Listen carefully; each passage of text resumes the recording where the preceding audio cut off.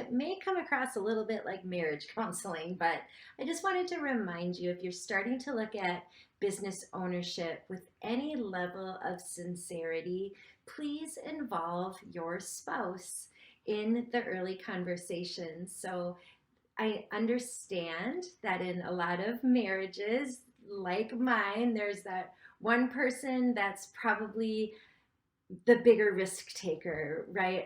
I'm excited about owning businesses. I'm excited about owning multiple businesses.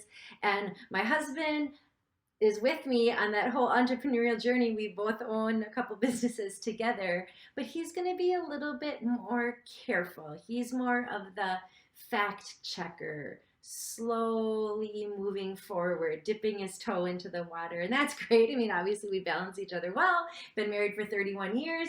But I want you to remember when you start looking at businesses that just involve the spouse in the early conversations in the beginning, especially if you are really serious about finding a franchise. I think you can't, what will happen, here's what will happen.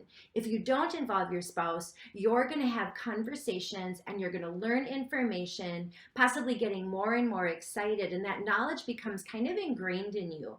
And then to have to backpedal a month later, even with the franchisor, and say, okay, now I want to bring my spouse into the conversation, and then they need to backpedal. You're going to slow down the process. It's going to probably annoy that franchisor a little bit because they're repeating themselves.